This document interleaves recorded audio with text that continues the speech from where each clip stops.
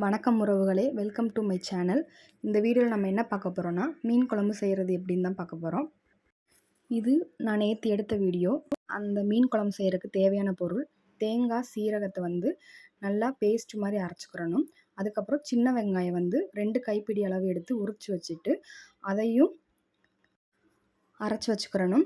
மீன் குழம்பு செய்கிறதுக்கு ஒரு அகலமான பாத்திரத்தை எடுத்து நம்ம அரைச்சி வச்சுருக்க தேங்காய், சீரகத்தை அதில் சேர்த்துட்டு சின்ன வெங்காயத்தை கொரப்பாக அரைச்சி அந்த வெங்காயத்தையும் அந்த பாத்திரத்திலே சேர்த்துக்கலாம். புளி ஒரு அரை மணி நேரத்துக்கு முன்னாடியே ஒரு கைப்பிடி அளவு எடுத்து ஊற வச்சுக்கிறணும். ஏன்னா மீன் குழம்புக்கு புளி தான் ரொம்ப முக்கியம். புளிப்பாக இருந்தால் தான் மீன் குழம்பு ரொம்ப டேஸ்ட்டாக இருக்கும். அதனால் புளியை கரைச்சி அந்த பேஸ்ட்டு கூட நம்ம அந்த பாத்திரத்தில் சேர்த்துக்கிறணும். சேர்த்ததுக்கப்புறம் மீன் குழம்புக்கு தேவையான மசாலா இதில் போட போகிறோம். இதுக்கு மீன் குழம்புக்குன்னு தனியாக மசால் பொடி அரைச்சி வச்சுருக்கேன், அது போட்டிருக்கேன். வீட்டு மசால் தூள், எல்லா குழம்புக்கும் யூஸ் பண்ணுற மசால் தூள், மிளகாத்தூள், உப்பு தேவையான அளவு எல்லாமே போட்டு கையில் தான் மிக்ஸ் பண்ணணும். கையில் மிக்ஸ் பண்ணால் தான் அந்த மீன் குழம்புக்குரிய டேஸ்ட் சூப்பராக இருக்கும்.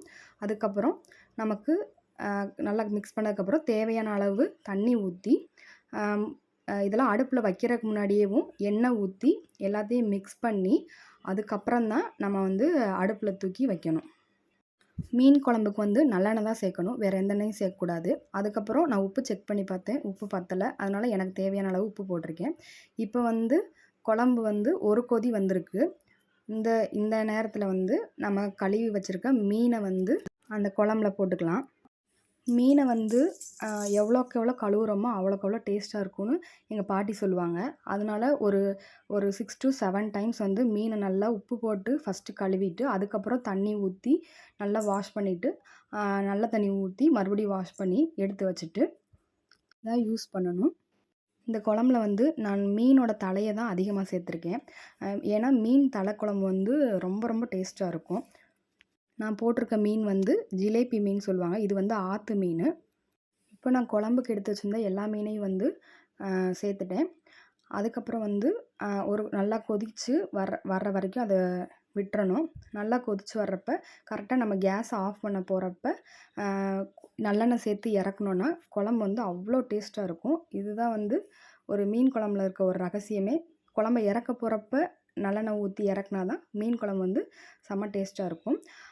அடுத்து மீன் ஃப்ரை எப்படி செய்கிறதுன்னு பார்க்கலாம்.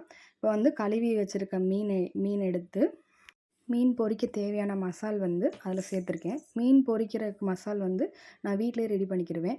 மிளகாத்தூளும், சீரகம், உப்பு இது எல்லாத்தையும் சேர்த்து அரைச்சி இந்த மாதிரி பொடி பண்ணி வச்சுருப்பேன்.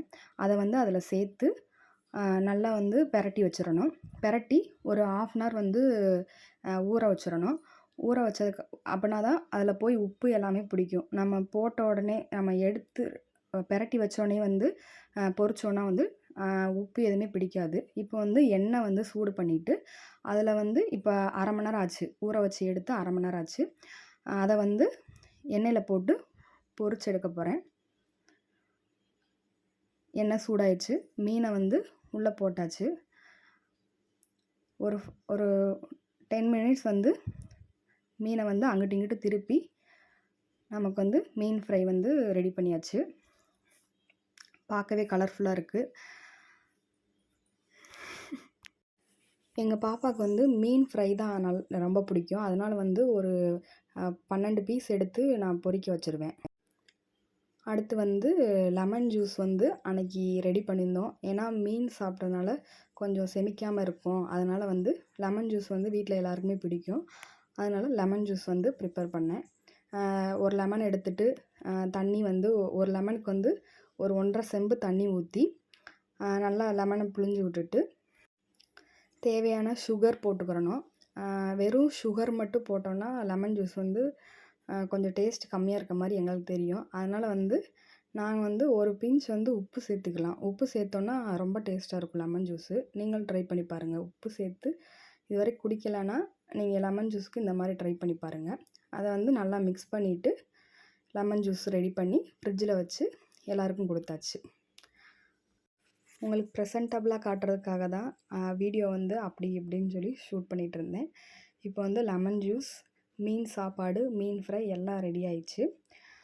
இந்த வீடியோ உங்களுக்கு பிடிச்சிருந்துச்சுன்னா என் வீடியோவுக்கு தயவு செஞ்சு சப்போர்ட் பண்ணுங்கள் மக்களே.